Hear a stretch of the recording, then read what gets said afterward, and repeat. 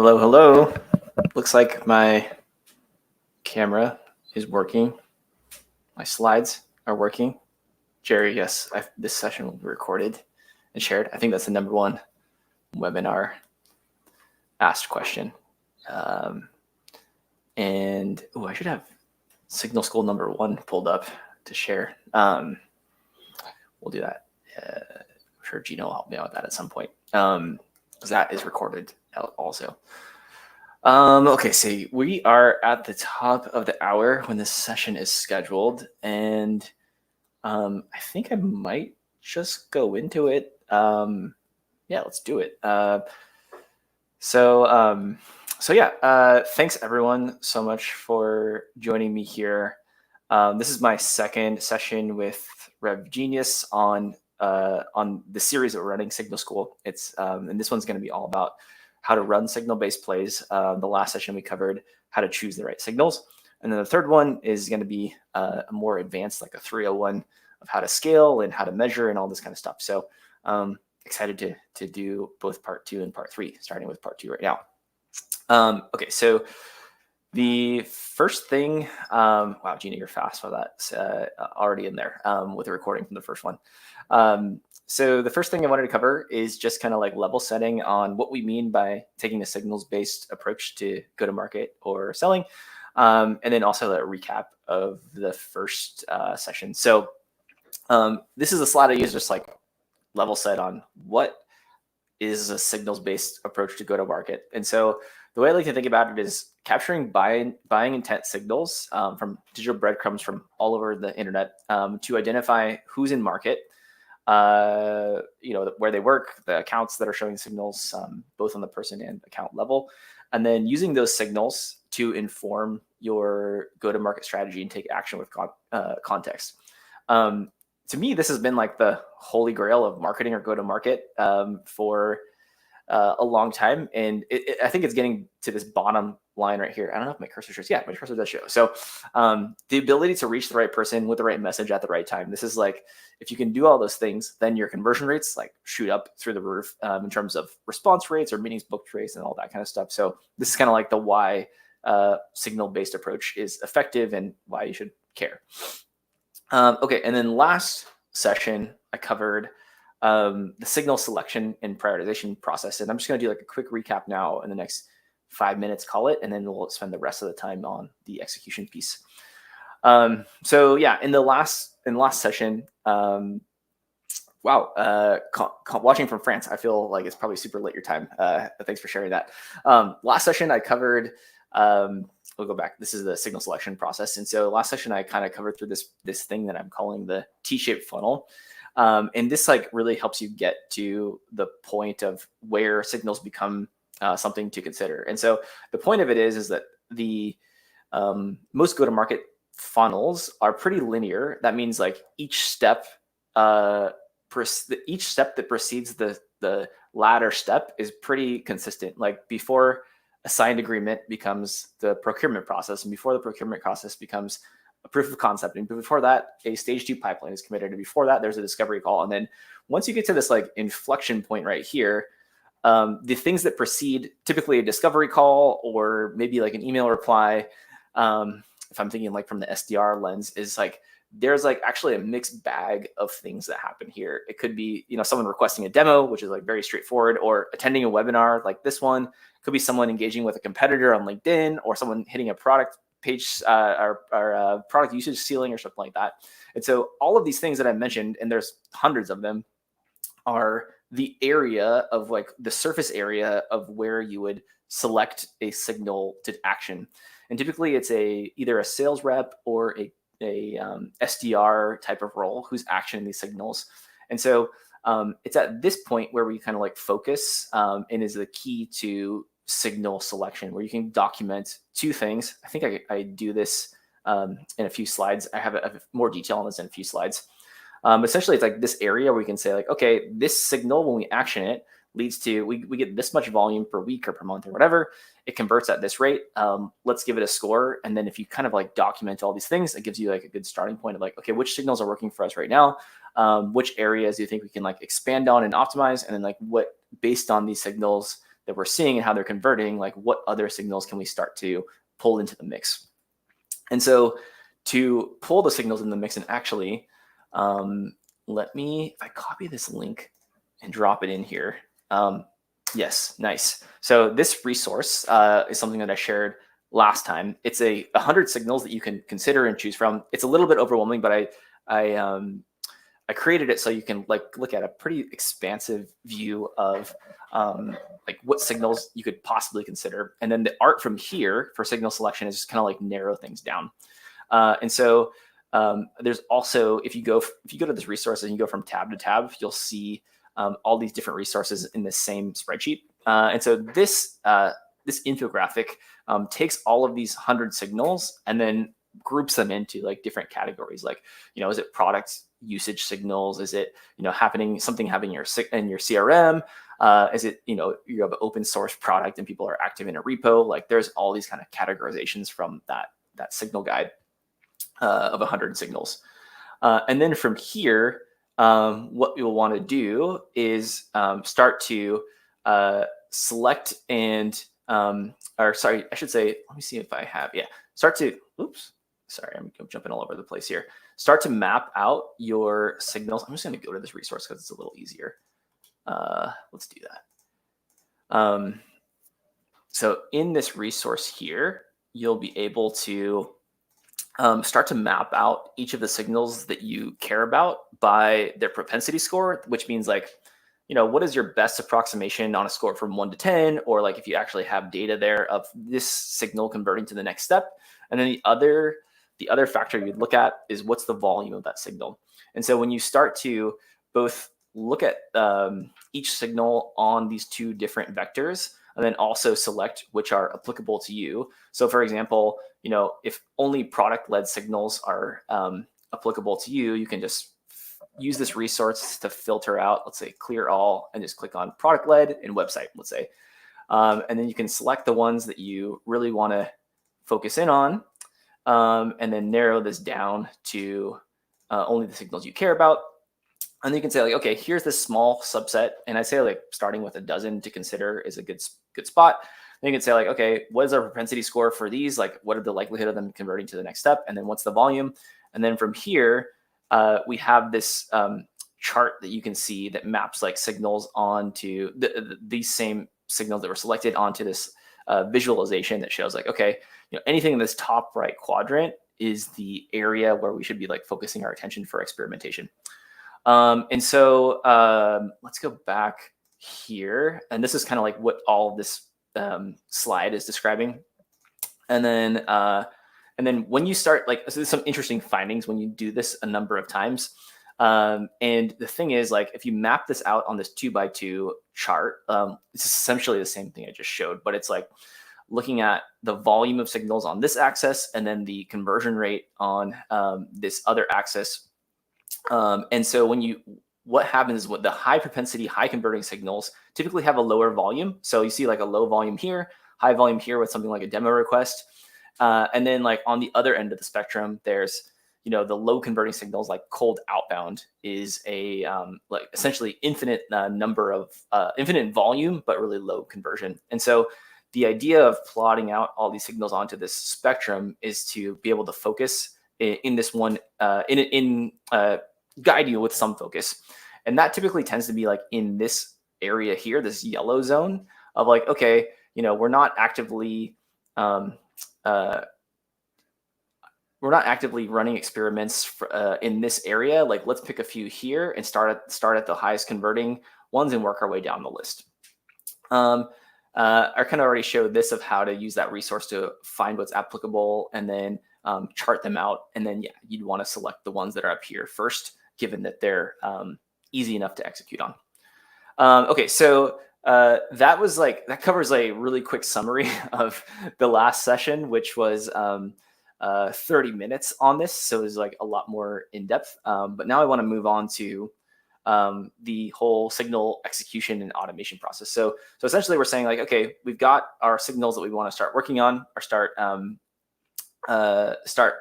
experimenting with. Like, now what? And so there's something that's pretty critical here in the framework of which I, use this kind of execution approach is like there's 3 pillars that are needed in order to do or run a signals-based approach to go to market. And so those are pretty obvious things, but it's helpful to highlight what they are. So the first thing is signal capture. So you need to be able to identify and understand like which signals are happening and when they're happening, and pull them into some sort of resource, whether it's a spreadsheet or a product or a database or whatever. You need to like capture the signal. The second piece you need is the ability to identify and enrich the person or the account behind the signal, because you don't want to just be reaching out to anyone who shows a signal. If they're an intern or in a market you can't sell to or whatever, like it doesn't make sense. You need to be able to filter out the person behind the signal to those that are in your ICP or those you could possibly sell to, for example. And the last thing is you need to be able to take action. And so like the good news between all of these things is that you don't need some complicated technology or anything like that. You can pretty much use an internet connection, an email client, and a spreadsheet, and like you can start. So the first, yes. So let's talk about like actually doing this, and we'll take like a crawl, walk, run approach to it. And I'm going to start with that simple thing that I already mentioned of, what the bare minimum to start with is. Okay. So for this signal example, I'm using Jared Robin, our friend from Rev Genius, as an example. The signal here that I'm going to use for illustration purposes is that people who have interacted with one of Jared's posts on LinkedIn. So we have an internet connection. We can look at this pretty easily and do some social prospecting. And then on the identify and enrich side, actually, I should go to the next slide.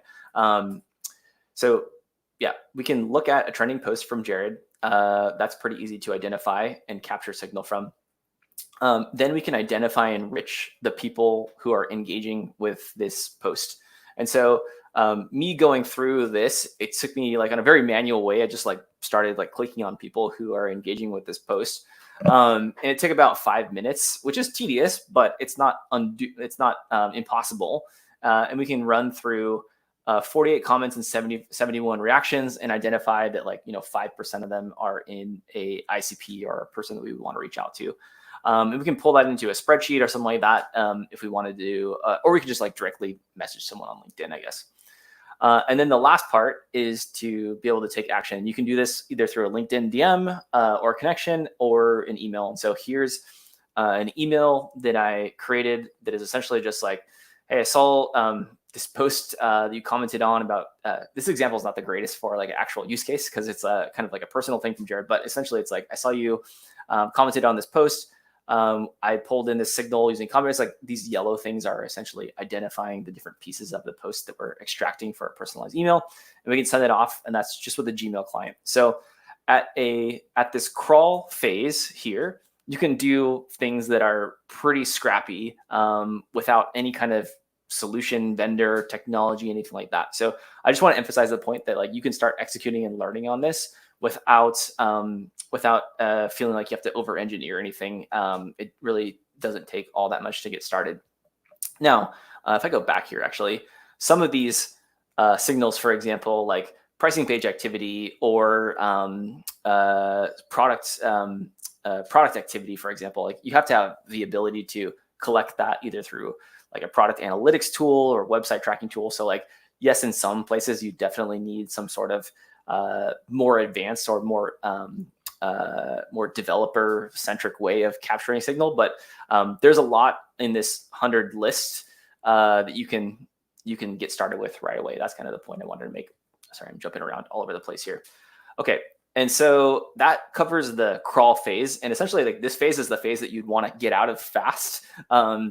You don't want to be doing this tedious work for a long time. It's essentially like doing things that don't scale to figure out like if this signal is worthwhile of automating and scaling, and then that'll move you on to like a walk phase, which is where you kind of introduce technology and the more advanced stuff. So let's jump into that right now, and I'm actually going to walk through some examples. So this is taking that same signal that a post happening on LinkedIn and using people who engage and commenting on that post as a buying signal. Say it's like from a competitor or from like your CEO or something, and they talk about a problem that your product solves. If it's a competitor post, you can maybe reach out and say like, hey, like we solved this, we had this feature like 3 months ago, and they're just releasing it now. Like you should consider us. Or if it's from your CEO or something like that about a specific topic, you can say like, hey, I saw you engage with this. Something we like certainly help out with. Yada yada. Personalize the message. And so so this is the area where you can kind of use technology to extract that signal. I'm using comment room in this case, but there's also some other things you can use, other tools you can use to do this. But essentially, we have this Chrome extension that you can install, and anyone who engages with this post, I'm using mine as an example here, will be pulled into comment room where you can like filter and then follow up. And so this is what this looks like on the, and I'm going to like walk through a demo here. This is what this looks like at the identify enrich, which is like essentially like a database of people who have engaged with this post. And then you can add filters like, are they an economic buyer? Are they in your core industry? Do they have a company size of a certain amount? Like whatever the qualification criteria that you want to run, you can like do that with enrichment and like by applying some filters here. And there's, again, you don't have to use comment from this, but there's like technology or other platforms you can use to pull in signal and then filter from there. And then the last step here is taking an action by adding that person to an outreach sequence. And so you can see that this process from instead of taking, 5 minutes and then like all the other tedious stuff of follow up, this whole process, if I was going to go through all of Jared's LinkedIn posts and do it all manually, it would probably take hours, maybe just 1 hour. But when you get to this like walk phase, it gets that time down by like an order of magnitude. So maybe like 10 minutes or 5 minutes. And let's like walk through that now. I think it'd be fun to actually show it versus just talking through it with slides. So I have people messaging me on LinkedIn. I have Jared's LinkedIn feed pulled up right now. And so I'm going to look at Jared's post activity. I always get stuck on LinkedIn where I accidentally need to like click into the actual post is not so easy. Okay, so I think this one, let's find one that has a good amount of likes. This one looks good. So I'm going to go to this actual post here. I say copy link to post, view post. And then because I have the Common Room Chrome extension installed, and you can do this for free by signing up for Common Room, you'll see this. We see this like add post to Common Room button here. And so I can click add post here. And then let me just make sure I'm in the right environment. 277, yes, add post. And then so I'm going to add all these people into a segment, a list to capture the signal, and then we'll take action once these people who engage with this post are in Common Room. So I'm going to say Jared's hot takes here. I'll click create segments. I don't think I've created that one before. I'm going to say add post to Common Room. And so what this will do, and it takes a few minutes here, is it'll look at all of these people, and I'm seeing some people who I recognize here, which is great because I can use them as an example. It'll take anyone who has reacted to this post or commented on this post and pull them into Common Room with that context. So essentially we're capturing the signal of the reaction and the what they're mentioning in the comments or anything like that too. And actually, I think maybe I'll use, maybe I can use Anthony as an example here. If I click on Anthony, on top of the fact that I found him through Jared's post, we can also, this is another thing of the Chrome extension that you can do, is I can say, okay, Anthony here, if we didn't have his information, which we already have, I could say enrich Anthony and add him to our Common Room or add him to our CRM. And the other thing we can do is add him to a SalesLoft sequence or craft a personalized LLM generated message based on his engagement with us and LinkedIn and all the context of his signals that we've identified. So this is like a quick way to do this, but it's a little bit more manual. So like, let's hop back over to Common Room, and hopefully that segment of Jared's hot takes is now, yeah, it's not entirely ready yet. There's only 15 contacts importing that have imported, but I can click into here and start to see the people who are engaging with Jared's posts. And now from here, this is where like where technology can also help out. So I'm going to turn this into task view actually, which is a kind of a more built out view for sending people to an outreach sequence. And say from here, I don't want to just blanket grab everyone and add them to an outreach sequence. Like that doesn't seem like a productive use of time because Jared himself is already engaged with us, or we aren't interested in some of these people with certain titles that are not relevant. And so from here, what we can do, I'm just going to refresh this again and see if there's more contacts added. I think there was, yeah, plenty. So now from here, what we can do is click add filter. And this is where we get to, I'm going to go back here to show this whole like identify and enrich part of the signal execution. So from here, what we can do is say, contact tags, like let's make sure that we're only including people who are economic buyers, which is a tag that we use that just tracks anyone who's director level and above. And then like, let's add another filter for role. Hopefully this doesn't, our title contains any of, let's do marketing and also do sales in there. That should, let me do both at the same time. So to do that, I can just do this here, filter group, add filter for title is marketing. And then let's add another one for sales. And then let's say matches any and apply that. Cool. Okay, so now we have 8 people here who we've narrowed down that 89 people down to the 8 who we've identified and enriched, and like these are the people we want to target and go after. So I can select any of these people here, and then essentially this becomes like the last mile execution part for an SDR or AE team. So from here I can say like, okay, let's just add all these people to my socially engaged marketer list. Let's see if I can find that marketing leader, add that person to a sequence. And then they'd be, these are all built out sequences that are templatized based on, LinkedIn activity that we've built. And so like that whole process of pulling in everyone from this LinkedIn post to filtering down to the people we care about, to sending out an email, I can do it in this, 5-minute demo. Whereas if we were to do it one by one by going through all these people here and sending them bespoke messages, that would take a lot longer. So this is kind of where an area where it's more in the walk phase where technology can help. And then you can start to, evaluate the efficacy of these things by working with your team. Okay.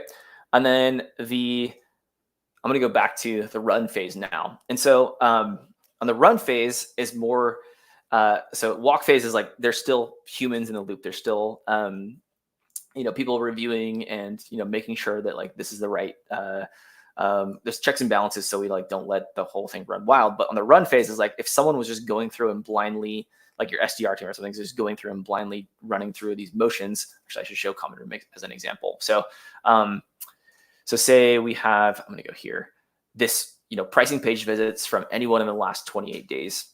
So if your SDR team or team was just going through this whole entire list and blindly adding them to our pricing page sequence and clicking add a sequence, it doesn't really make a whole lot of sense for them to do that if they have to like review and do this manually. Yeah, it's not super hard work. It takes like 5 minutes, but the run phase is where you're just automating this whole entire flow and process. And so for that, I'm going to also use, Common Room as an example, because we have a workflow builder where you can capture signal. So anyone who's visited a pricing page, in this case, they're also an economic buyer, they're in America. And then also, then we're going to take action by sending them to that outreach sequence. And then here's like an example of what that outreach sequence would look like with dynamic field insertion and all that kind of stuff. And then, so let's just build this live again. I feel like it's more fun if we can show how you would go about doing this in a tool or platform. And so instead of, building these segments and saving them, essentially what we're going to do here is go to a workflow. And this will bring us up like a way to build that whole entire process from end to end and turn it on autopilot. So you can create something from scratch here, but I'm going to say, because we're emailing someone, like I'm going to say add them to an outreach sequence, and I'm going to click create here. And then at this point, it's like, okay, we're going to run this workflow daily. And then let's add those filters here that we want to qualify for someone who meets this criteria from a signal that took place. So I'm going to say add filter. And I can say, let's do the pricing page example. I feel like that's a good one. So I can say URLs visited includes pricing. Let's just use pricing for now, but you can select whatever pages or contains whatever page here. Let's add a filter for location is in, let's do Europe this time, or maybe Europe and North America. And then like, let's add a filter for owner. So I will say, let's only send people who are in my name. So I can say Kevin here. Great. And then let's also add another filter for title.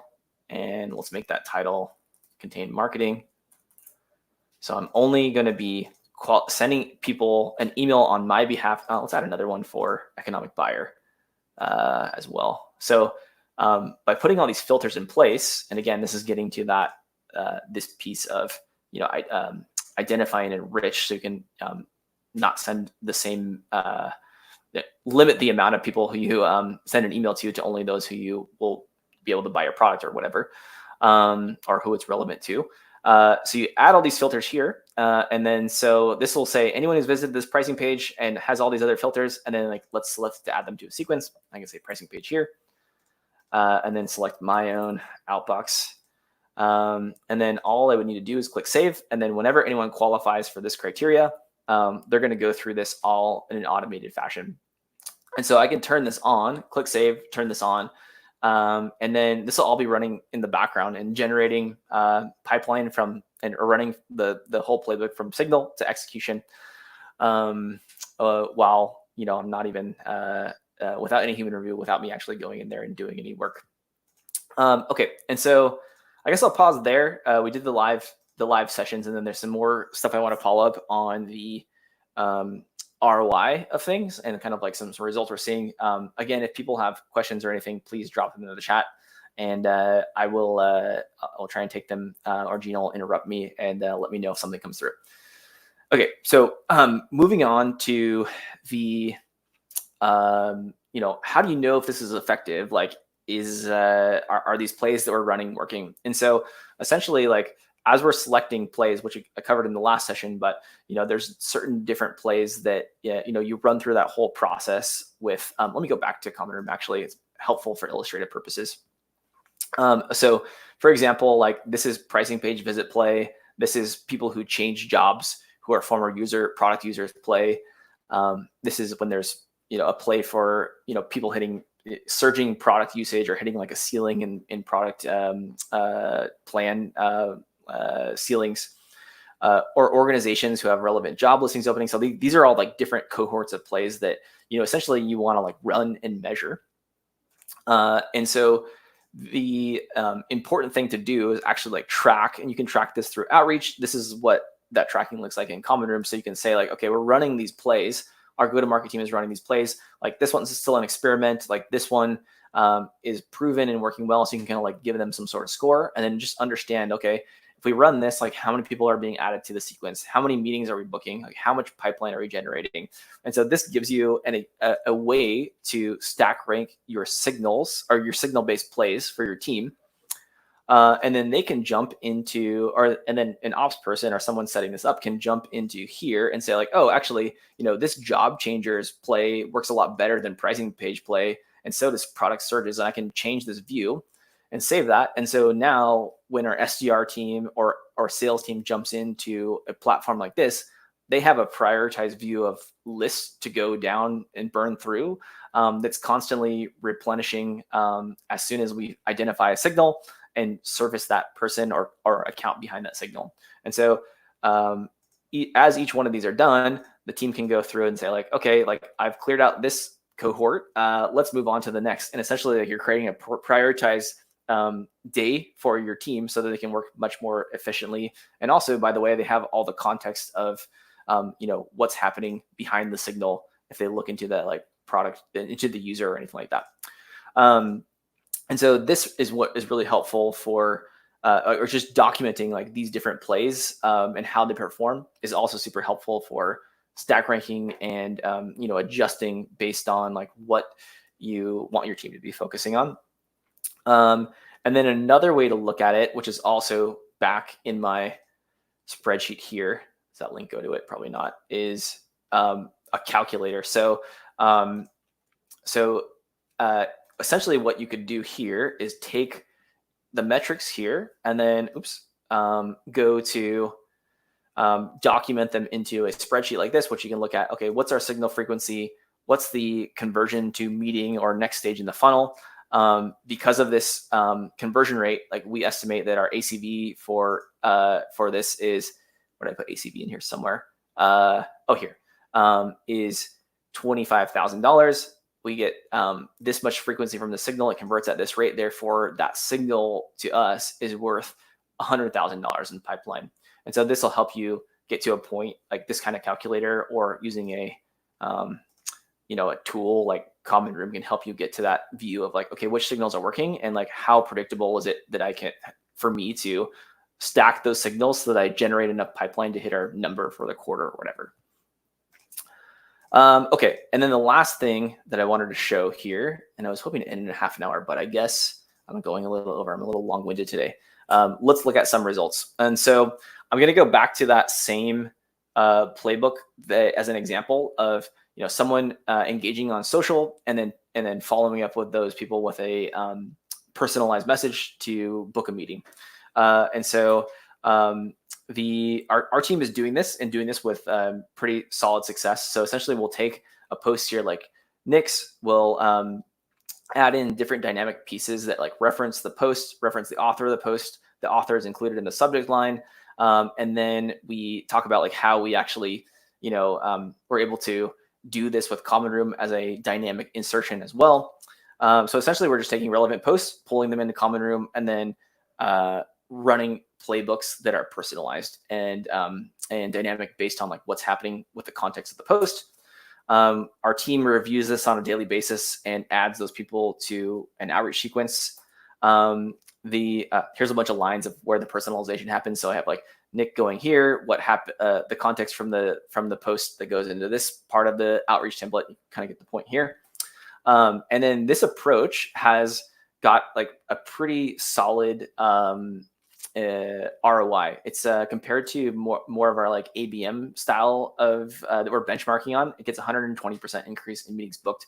And you can kind of see why. It's like all this personalization happening at scale and using the context of the signal, going back to one of my very first slides, using the context of the signal to identify where the buyer is in their journey, and then personalizing it to meet them where they are with a outbound message that hits hard. And so it's not just us doing this. There are a lot of our customers like Apollo, Notion, Zapier, Temporal, who are running these playbooks and getting better results than we are, and at a much larger scale.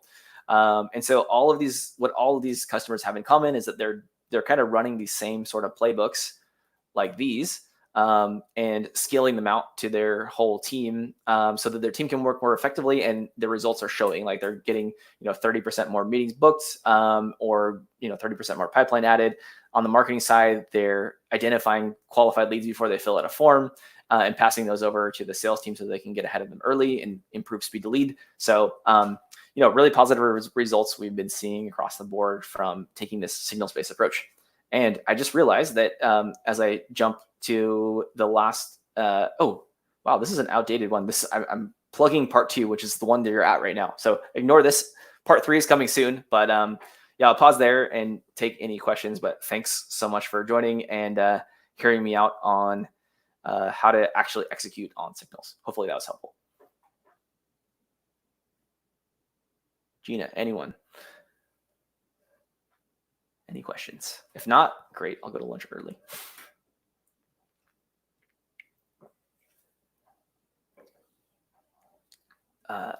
Is there a Common Room option for revenue agencies to use? Yes. Brett, maybe just DM me. There's a way we can enable agencies to use Common Room and then also spin up multiple what we call rooms for different accounts that you work with. Yeah, that should be doable if the use case is right. Max says, wow. Thank you, Max. I'm glad you liked it. I'm hoping that's a good wow. Yeah. Well, I guess the work is done here.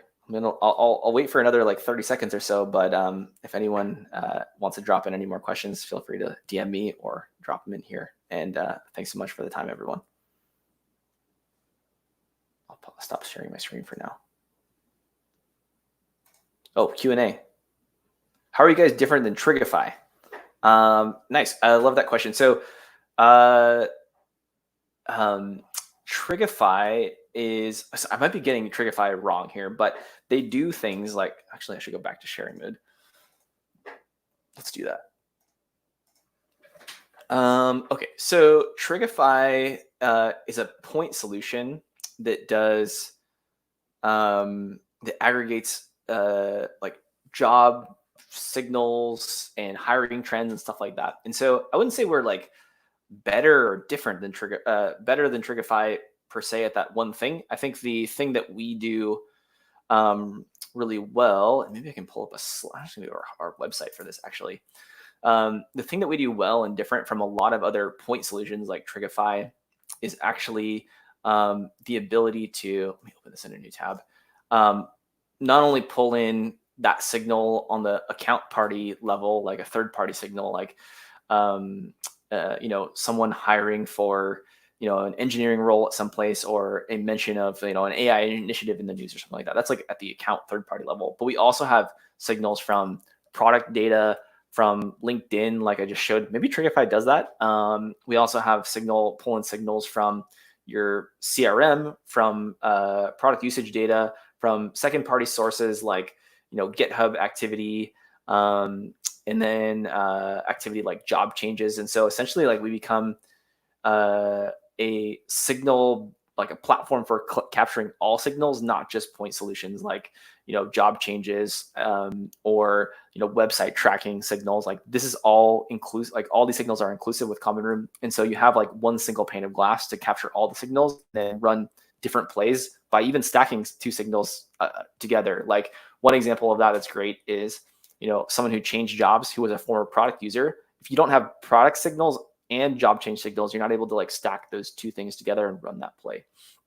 I will show, for example, real quick too, if you don't mind, folks on the call, what I'm talking about with that like Trigify signal. And this is like my understanding of Trigify, so they might be something different, then please correct me if I'm wrong.